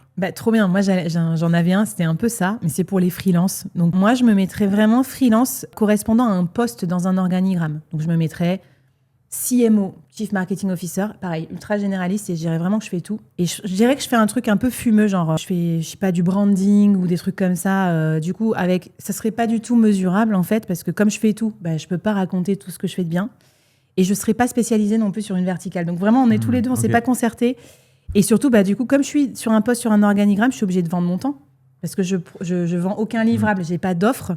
Donc, je suis coincée avec un mono-client qui potentiellement me traite bien, mais potentiellement me traite pas super bien. Et je me retrouve dans une expérience de salarié déguisé. Donc voilà, je fais du chiffre d'affaires, mais je m'éclate pas, quoi, en gros. Clotilde? Moi, je pense que je créerais un business qui s'adresse spécifiquement à des gens qui n'ont pas d'argent. Donc voilà, des gens qui, par définition, ont peu de moyens. Et donc, des étudiants, des personnes sans emploi... Des freelances qui font pas de chiffre d'affaires. Des freelances qui font pas de chiffre d'affaires. Le truc derrière ça, c'est de se dire, c'est bien sûr des personnes qui, on peut avoir envie de les aider, mais l'idée, c'est d'avoir un business qui fait de l'argent par ailleurs pour qu'avec la marge, on puisse créer des contenus gratuits qui permettent d'aider les étudiants, les demandeurs d'emploi, les freelances sans chiffre d'affaires. Toi, tu as 40 millions d'écoutes sur ton podcast, c'est ça? Peut-être plus maintenant depuis que tu as écrit ton livre? Un peu plus, ouais. Tellement stylé, donc tu aides 40 millions, voilà, c'est ça. 40 millions de personnes gratuitement. Les podcasts, c'est gratuit. Mais évidemment, toi, tu as choisi un truc niché de coaching où tu peux bien vivre de ton activité. Jamais. C'est écrit en gros sur la couverture de mon livre. Ok. Elle veut pas le dire mais elle l'écrit en gros sur ses livres. Comme ça, c'est plus chic, Ruben. Tu l'as lu, toi, le livre? Et en fait, c'est quelque chose qu'il faut vraiment que le public comprenne. C'est partout où il y a du contenu gratuit, il y a quelque chose de payant qui finance la production du contenu gratuit. C'est-à-dire que le contenu gratuit, il est gratuit à consommer, il n'est pas gratuit à fabriquer. Exactement. En tout cas, j'aime beaucoup le sérieux avec lequel tu nous as donné ton idée. C'est absolument génial. Ruben, tu laisses quoi comme business pour Pour foirer son Pour année, foirer, pour foirer sa boîte. Une vraie une niche vraiment pourrie, quoi. Mais non, c'est un truc, on est nul, genre. Non, mais c'est vrai, t'as aucune passion, t'es nul, mais ça fait de l'oseille. Ah oui. Ça marche pas. Ouais, ça marche Genre, pas. ça n'a jamais marché, ça fonctionnera jamais. Moi, j'ai des gens qui viennent me voir en mode, mais tu sais, je pourrais faire ça et tout. Tu connais pas des business où on fait de l'argent? J'attendais. Tu vois, il y a des gens qui m'achètent. Opportuniste les à programmes. fond. Oh là là. Ouais, mais moi, je veux faire ça parce que ça fait de l'argent. Attends, mec, tu connais rien du sujet. Non, mais t'inquiète, moi, j'ai l'habitude d'apprendre et tout. Puis j'ai une communauté. Puis en fait, vas-y, c'est facile. Non, mais non. T'es nul. Arrête. Tu sais pas gérer des projets. Tu deviens genre coach de chef de projet. Tu vois. Non, ça n'a aucun sens. Déjà être nul. Et en plus, ne même pas kiffer le sujet. Ah ouais. Parce que ça. Ça fait quand même 2 trucs dans l'ikigai, il y en a que 3. Ouais. Le 3e, c'est il y a un marché. Bon, du coup, ça suffit pas. Ça ne suffit Non, pas. ça suffit pas. Mais des fois, même quand il n'y a pas de marché, des fois, ça suffit à certaines personnes, tu vois. Genre, il y a des trucs, ok, il n'y a pas trop de marché. Genre, tu te dis, lancer un truc où les gens, ils n'ont pas d'argent. Ouais, enfin, les coachs en paris sportifs, leur cible, crois-moi, c'est pas les gens blindés, tu vois. Les coachs en paris sportifs, qui est un business, hein. Ils te disent exactement comment ils analysent, etc. Ceux qui parient, c'est du CSP-, CSP-, tu vois. PMU, tu vois, Français. Mais la etc., promesse tu de vois. gain est tellement forte qu'ils vont C'est ça. payer. Et ce n'est pas le business que j'aurais envie dans lequel j'aurais Oui, envie d'encourager les gens qui nous écoutent. C'est mezzo. Il y a les vendeurs de drogue. C'est pas bien. Non, vendeur de drogue, c'est pas bien, mais ça marche. Donc, on va pas le conseiller là. Mais est-ce Non, que les gens on sont veut foirer notre passionnés ami. par ça, tu vois? Mais pour rebondir sur ce que tu dis, Ruben, c'est en fait pour moi ça peut lancer un business sur lequel t'as pas forcément l'expérience et t'as pas forcément la passion. Ce qu'il faut vraiment comprendre, c'est qu'en fait tu seras doublé, mais immédiatement par les gens qui ont l'expérience et la passion. Donc c'est pas que tu peux pas faire un truc qui marchote. C'est juste que ça ne marchera jamais. Enfin, tu domineras pas ton marché, quoi. Bon, bah merci pour tous ces conseils de ratage en chef. Peut-être que parfois, quand on vous écoute, on se reconnaît un peu dans des trucs. Tu sais, on se dit, ah merde, ça, c'est vrai que ça cible une niche qui est pas terrible. Alors, on rate jamais à 100%, mais ça nous donne des petits clignotants quand même pour être attentif à ce qu'on veut faire l'année prochaine. Allez, on va terminer avec vos questions, les solos, parce que à chaque émission, vous pouvez répondre dans les commentaires, commenter SAV et puis poser vos questions, vos galères du moment. Je sais pas, sur des outils, sur le chiffre d'affaires, sur le business model. On prend tout. Et ensuite, soit on organise des émissions en thématique spéciale pour vous aider à débunker ça, soit on vous prend en question là et avec mes invités, on vous répond en live. Alors, c'est parti pour le SAV des solos. Alors, pour le SAV des solos, cette semaine, j'ai sélectionné la question de Joséphine Marmy, qui est solopreneur. Elle est fiscaliste. Elle nous écrit du Brésil. Trop stylé. On a des solopreneurs du monde entier, bien sûr, qui nous écoutent, Solo Nation, au Brésil. Quand faut-il oser renoncer à ses clients, donc pour en trouver d'autres qui sont plus en adéquation avec ce qu'on veut faire? Ça fait un peu froid dans le dos et je me demande quand est-ce que c'est le bon moment. Donc là, on est sur un peu la notion de pivot qui fait un peu peur à tout le monde. Souvent, les gens se disent, si je dis non à mon client là maintenant, par exemple, je vends mon temps et je dis non pour avoir créé mon offre et tout, voilà, il y a ce petit passage de guet là qui est pas facile à comprendre, enfin, à supporter. C'est quand le bon moment de refuser une mission client? Qui veut Quand t'as la s'exprimer? trésor pour faire le bridge, quoi. Ok. Ouais. Quel niveau de trésor? Je sais pas, il y a un niveau parce que j'ai l'impression qu'en fonction de le côté averse au risque, voilà, il y en a qui vont attendre 1 million. Disons, pour moi, c'est l'idée si je commence à... Alors déjà, c'est pas tout blanc, tout noir. On peut faire les choses en biseau. Ouais. Mais si effectivement l'idée c'est de dégager du temps pour pouvoir faire, c'est un investissement, pour pouvoir créer une autre offre pour un autre marché, l'idée c'est de se dire ok, de combien de temps est-ce qu'en 1 mois je pense avoir développé mon offre, et à ce moment-là il faut que je puisse avoir la trésor pour financer le run de ma boîte pendant 1 mois, le temps de lancer cette nouvelle offre. Moi, je vois souvent, il faut bien quand même un trimestre, je dirais, en freelance, le temps de, tu vois, t'as tes missions à côté, lancer ta nouvelle offre, commencer à communiquer dessus, trouver tes premiers clients. T'es confort avec un trimestre. Donc, j'ai envie de dire peut-être au moins 3 mois de trésor, peut-être 3-4 mois. Et si ça marche pas au bout d'un trimestre, c'est que vraiment ton offre, elle est pourrie. Quoi. Imaginons, tu as un trimestre de trésor. Ouais. Donc, tu dis non. Si tu n'as pas un trimestre de trésor, tu dis oui, quoi qu'il arrive. Non, pas du tout. Le temps d'avoir ton trimestre de trésor. Voilà. Et surtout, comme tu as raison, c'est pas tout blanc, tout noir. C'est-à-dire qu'en gros, tu peux garder un client, puis dire non à un autre. Enfin, tu vois, tu n'as jamais zéro chiffre d'affaires. Enfin, je pense pas. Enfin, bien sûr que si. Allez, yes. Mais si tu abandonnes tout en même temps, souvent... Si, là, on est dans une situation dans laquelle il y a un flux de clients. Voilà, c'est déconnecté, non, c'est vrai. Zéro. Qui fait zéro? Mais disons qu'en freelance, je trouve que tu as toujours un petit client ou un machin. C'est pour ça que tu te lances d'ailleurs. Oui, voilà. Ouais. Du coup, c'est plus facile de trouver des clients que quand tu as un produit. Là, par contre, si tu n'as pas fait ton lancement et tout, je suis d'accord. Ruben, quand est-ce qu'on pivote? Donc toi, c'est la notion, c'est pas je refuse un client par rapport à mon offre. C'est les deux. C'est plutôt ok. Ah mais moi, c'est direct. Tu refuses beaucoup de clients? Je n'ai été mené que par le kiff. Et je suis mené que par le kiff. Et je ne fais ça que par le kiff. C'est-à-dire qu'il n'y a aucun moment où je vais prendre la décision de prendre quelqu'un uniquement parce que l'intérêt du gain est plus important que tu vois, la quantité de kiff que je vais avoir. Et les dernières fois que j'ai fait ça, c'était il y a un mois où en fait on m'a proposé une mission. C'est une nana qui a fini le programme, qui m'a dit tu veux m'accompagner sur ça parce qu'en fait j'aimerais, t'es très fort en IA, t'es très fort en organisation. Et à un moment je me suis dit vas-y, ça l'a rentré, ça fait un peu de cash. Et à un moment je me suis posé, mais je n'ai aucune envie de faire ça. Encore moins avec elle, tu vois. En mode sur ces sujets-là. Genre LinkedIn, ça a été déjà dur. C'était pas facile, tu vois, il y avait rien, on a tout créé de zéro, etc. C'est une relation qui va être longue, etc. On a une différence d'âge. Je l'adore, hein, vraiment. C'est pas grave. Et à un moment, je disais, qu'est-ce que je suis en train de faire? Je me travestis pas, l'argent n'est pas... En fait, l'argent est un sujet, mais ça n'est pas ça le plus important pour moi. Mais c'est génial parce que tu dis souvent non. Et tu fais quand même plein de chiffres d'affaires. Parce que c'est ça aussi qui se cache derrière cette question. C'est le côté... Je me suis dégagé de la recherche mentale pour en plus faire des trucs qui font cash. Et je pense qu'il y a vraiment le dicton qui fait mal aux gens. C'est un tien vaut mieux que deux, tu l'auras. Ouais. Et moi, j'aimerais, Joséphine, on se connaît parce qu'on bosse ensemble, mais j'aimerais vraiment te dire ça.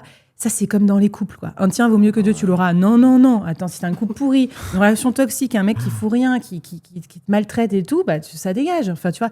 Et c'est pareil avec les clients. Alors, les clients en freelance, ils vous maltraitent pas, mais c'est juste que comme vous les avez mal habitués souvent parce que vous étiez pas cher, vous faisiez tout pour eux, tout en sur-mesure, c'est vrai que le prochain client qui te demande ça, tu vas lui dire non, maintenant j'ai une offre, c'est tel prix. Et tu vois, tu peux un petit peu pivoter comme ça. Je veux juste préciser un truc qui est très compliqué, que moi, à quoi j'ai affaire, c'est que la session de vente, elle est très très courte, elle dure 1 heure où tu découvres la personne. Tu découvres la personne, tu ne la connais pas. Et au fur et à mesure que tu vas travailler avec elle, tu te rends compte de sa vraie personnalité. Et il y a des traits où à un moment donné, moi, en pleine... on travaillait ensemble, en pleine prestation, je me suis rendu compte que des idées, arrêter des choses. Tu parlais des masculinistes. Et tu sais, des fois, je me suis dit, mais en fait, le mec est complètement barré. Et tu vois, tu dis, écoute, vraiment, je suis désolé, le dernier call, j'ai pas osé te le dire, mais là, on stoppe. T'es pas ma cible. T'es pas comme moi. On pense pas de la même manière. Je n'ai même pas envie de te faire réussir. Merci, au revoir. Tu vois, il y a des choses où faut pas hésiter à dégager. Et ce qui est hyper dur, c'est que ça, je l'avais pas... Tu vois, oui, tu l'as pas spoté. J'ai essayé de remettre les questions pour poser, pour essayer de le spot. C'est impossible. Et tu peux pas. Ah ouais, tu vois. Que penses-tu de la situation? Qu'est-ce que c'est que ce typeform là chez Ruben Tayeb? Là, je comprends pas. Il me demande si je suis mascu. Tu peux pas non plus faire ça. Non, mais non. Je veux dire. Non. Donc tu le découvres au fur et à mesure et en cours de process. Faut pas ne pas avoir peur aussi à dire voilà. Ça y est. Et là, je suis d'accord parce que du coup, certes, t'as pas de. Il faut sans doute le prévoir dans tes CGV, quoi. Ouais. Une porte de sortie. C'est prévu, si vous êtes un gros connard, je vous renforce dans ta vie. Adrien, toi qui as osé couper un de tes programmes, c'était vraiment ça. Hein. Tu es dans le cas de Joséphine j'ai des clients, ça marche. Qu'est-ce qui t'a fait prendre ce risque? Le côté kiff. Parce qu'en fait, dans le côté accompagnement, même si ça marchait, ça générait de l'argent, et c'est dur de faire le deuil sur un truc qui fonctionne. Ça marche pas, vas-y, tu te débrouilles. Mais c'est plus le kiff des personnes que j'accompagnais. L'avatar en question. Là, l'avatar que j'ai là, c'est moi d'il y a 5 ans, donc je kiffe. C'est un vrai kiff de le faire. Alors que les autres, je ne me reconnaissais pas à fond dans t'avais moins de points communs. Ouais, moins de points communs. Pareil à Tom Crochet aussi. Du coup, là, en coaching, ça se voit vraiment, je vis le truc. Quoi. Je kiffe à fond. Je kiffais aussi, parce que j'aimais toujours ce que je faisais. Je ne fais jamais quelque chose pour le côté argent. Mais moi, c'est plus par le profil qui m'attirait plus. Okay. C'est pour ça que j'ai décidé, parce que pour le côté kiff en fait. Et du coup, tu te rappelles combien de temps t'as mis pour dire ok, je me fixe tant de temps et t'as fait tes plans financiers sur l'autre offre pour être sûr que ça allait. Enfin, tu vois. Le côté ceinture et bretelles, comment tu l'as géré? Parce que j'entends ça aussi. Alors, un plan film. Un business plan. J'ai pas fait ça. Un business plan. J'ai pas fait ça, mais un peu côté. Le business plan du solopreneur. L'intuition. Bah, l'intuition était là. Hein. Ouais. Non, je rigole. Bon, mais donc, c'est bien, ça s'est bien passé pour Et ouais, pour ça s'est toi bien sur passé. celui-là. Je me suis dit, bah, je le garde. Et puis, le temps que je développe l'autre. Et l'autre, quand j'ai vu qu'il commençait à prendre, j'ai dit, bah, toi, je vais te mettre sur le côté, mon petit coco. Personne nous a trop parlé de la loi de l'attraction ou des trucs comme ça, là. Non, tiens, mais force j'en pas. sais non. Mais... tu fais des business plans dans l'incubateur Genre, est-ce que cet héritage de, tu vois, directrice, etc., en entreprise Ouais, bah, en fait, institutionnelle. j'ai fait un outil pour aider les freelances et solos à faire un business plan qui soit pas de 17 pages avec des trucs dont on se fout, mais qui soit adapté à, par exemple, se fixer un objectif de revenus asynchrone, des choses comme ça, des Ça, on le vraiment trouve trucs pratiques. Hein, Dans le programme. ouais, dans le programme. Ok. Et du coup, c'est vrai que c'est bien. Moi, j'aime bien quand même avoir aussi le chiffre. Et tu vois, je trouve que ça rassure. Joséphine, tu calcules ton run, comme tu disais, combien de temps tu as besoin. Et tu t'anticipes sur ton offre. Et après, il faut y aller. Un moment, moi, je dis aussi, tu as une nouvelle offre, tu as un pivot à faire, tu as l'intuition et tu sais qu'il faut le faire.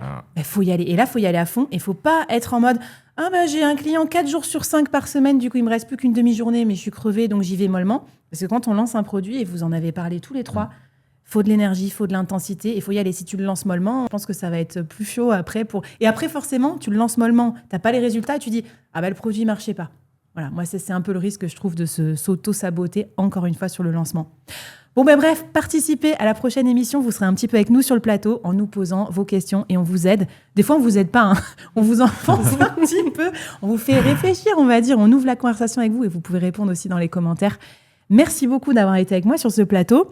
Bon, bah, vous l'aurez compris, on est tous en train de un peu saboter notre année 2026, mais le vrai piège, c'est surtout de ne pas s'en rendre compte et puis de croire que c'est inéluctable, en fait, qu'il n'y a rien à faire quand on a échoué, c'est fini. Alors non, vous inquiétez pas, le perfectionnisme, la dispersion, la comparaison, les projets à rallonge, bah, tout ça, on peut s'en rendre compte, en fait, quand on est dedans et on peut surtout s'en sortir. Alors, si vous avez kiffé l'émission, si ça vous a fait réagir, si ça vous a appris des trucs, n'hésitez pas à liker, à commenter, à l'envoyer à vos potes aussi de la Solo Nation, freelance indépendant, business en ligne. On se disait ça hors plateau. Non, mais là... Ça fait tellement du bien de... Non, mais alors déjà, vous faites pas ça, vous allez commenter, c'est gratuit, ça prend 5 secondes. Donc vous mettez un 5 étoiles, vous envoyez un message, vous allez la suivre, vous lui dites qu'est-ce qui était bien, qu'est-ce qui est pas bien, vous nous suivez, vous achetez son livre, vous allez regarder sa formation, vous en parlez autour de vous, ça vous coûte rien, ça fait évoluer tout le monde, on va entendre parler de vous, ça vous crée des opportunités, donc vous le faites là tout de suite maintenant, on attend. On laisse le podcast. Allez-y. C'était la meilleure conclusion qu'on puisse faire sur un épisode de Solo Nation. Alors, n'oubliez pas, les solos, que vous réussissiez ou que vous foiriez, vous n'êtes pas seuls. On est des millions, on est une nation, on est la Solo Nation. Allez, à la prochaine, les solos. Solo Nation, Solo Nation.